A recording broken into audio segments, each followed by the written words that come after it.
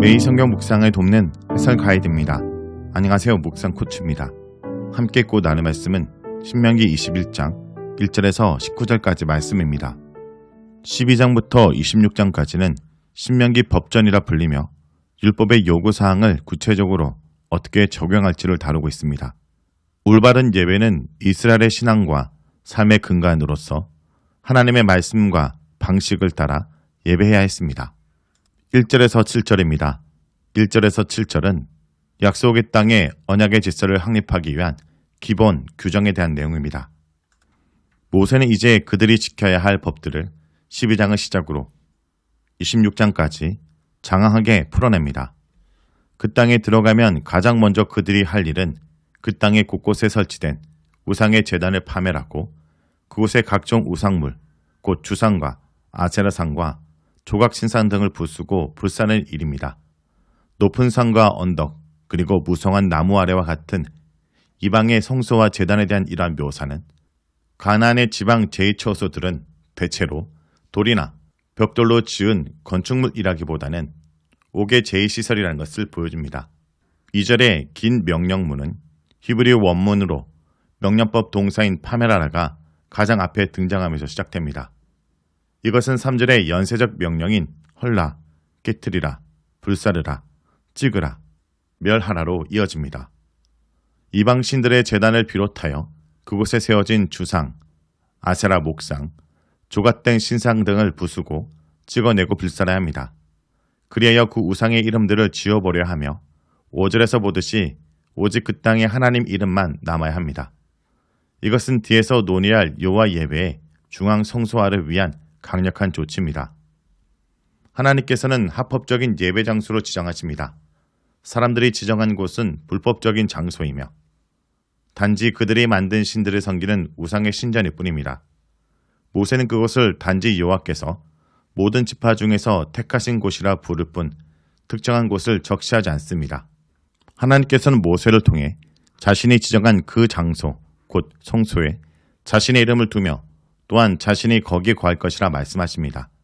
6절은 하나님께서 지정한 성소에서 바쳐야 할 제물들의 품목을 나열합니다.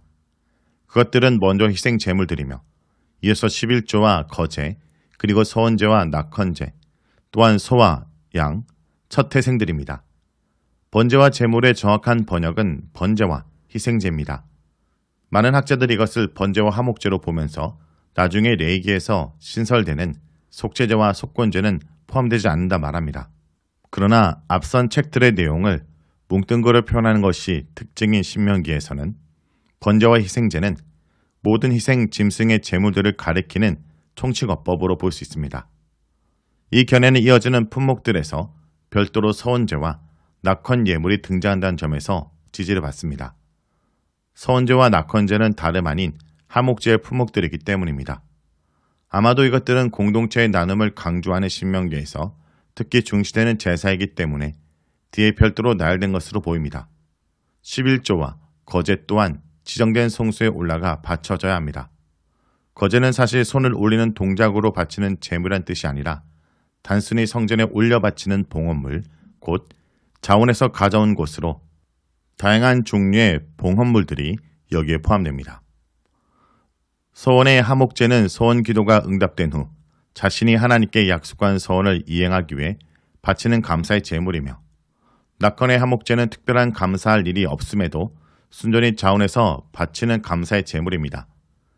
여기서는 레위기에서 가장 먼저 언급된 찬양과 감사, 하목제인 토다가 빠져 있는데 토다는 특별히 목숨과 관련된 감사한 일을 경험했을 때 바치는 가장 뜨거운 감사의 제물입니다. 신명기에서는 토다가 단순히 감사의 하목제인 네다바와 함께 같은 범주로 묶였다 볼 수 있습니다. 마지막으로 소와 양, 염소의 첫 새끼는 자동으로 하나님의 소유로 분류되어 성전에 바쳐야 했습니다. 이스라엘 백성은 이 제물들을 지정된 성소에 가지고 올라가 여호와 앞에서 나누어 먹으면서 온 가족이 즐거워해야 합니다. 가족들만 아니라 남녀 종들과 레인들과 더불어 이 제물들로 나누어 즐거워해야 합니다.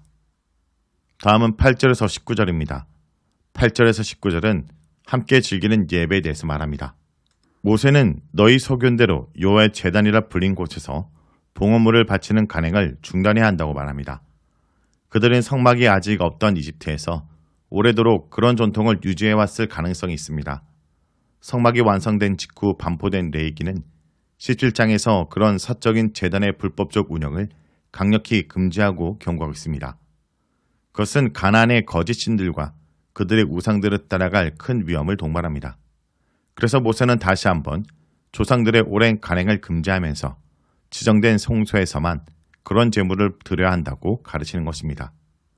그들은 위에서 열관 모든 제물들과 봉헌물들을 각기 소견대로 아무 데서나 바쳐서는 안 되며 그 땅의 정복을 완료한 후에는 지정된 성소에 가지고 올라가야 합니다. 7절에서 너희의 가족이 그것을 즐기라 했는데 12절에서 상세하게 그 가족 범위를 넓힙니다. 아내와 자녀가 동반되어야 하고 심지어 노비와 더불어 성중에 거하는 레위인들도 참석해야 합니다. 무엇보다 레위인들은 성막 봉사라는 특수한 임무를 받은 지파로서 땅을 전혀 할당받지 못했습니다. 그들은 백성들의 생계를 책임져야 했습니다. 13절에서 19절은 희생도살과 일반 도살의 구분을 하고 있습니다. 소위 일반 도살과 희생도살의 관계에 대한 문제를 다루고 있습니다. 희생도살은 반드시 택하실 성소에서 시행되어야 하지만 고기를 먹기 위한 일반 도살은 가축이든 사냥감이든 어느 곳에든 가능했는데 피는 반드시 모두 땅에 쏟은 뒤 먹어야 합니다. 일반 도살의 고기는 마음껏 먹을 수 있었습니다. 17절에서 19절은 앞서 강조한 바 성소에서 바치는 각종 봉헌물들을 가족과 레인들이 함께 나누는 명령의 반복입니다. 이러한 강조는 나눔을 통한 공동체의 평화를 위해 이 법의 실천이 대단히 중요했음을 시사합니다. 마지막으로 12장이 다른 신의 추종과 우상숭배 문제를 다루다가 일반 도살과 희생도살의 문제를 심각히 다루는데 이는 희생도살을 지정된 성소에 제한하여 불법한 성소의 우상숭배가 유입되지 못하게 철저히 막기 위한 것이었습니다. 성도 여러분, 우리의 모든 삶은 예배가 되어야 합니다. 희생제물은 반드시 하나님께서 지정하신 성소에서 잡아야 했지만 수경 짐승은 자기 거주 지역에서 마음대로 잡아도 무방했습니다. 단 짐승이 죽일 때는 먹기 전에 피를 완전히 다 쏟아야 했습니다.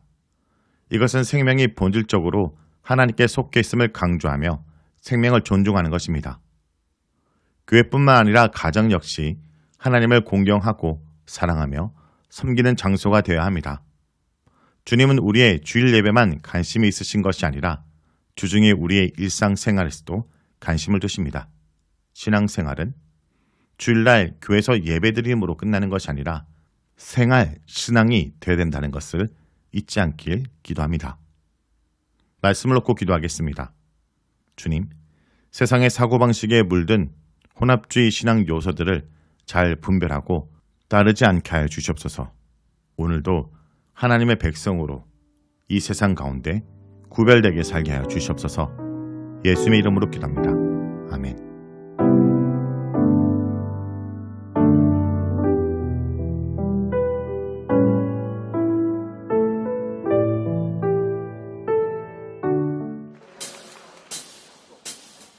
주를 찾는 모든 자들이 주로 말미암아 기뻐하고 즐거워하게 하시며 주의 구원을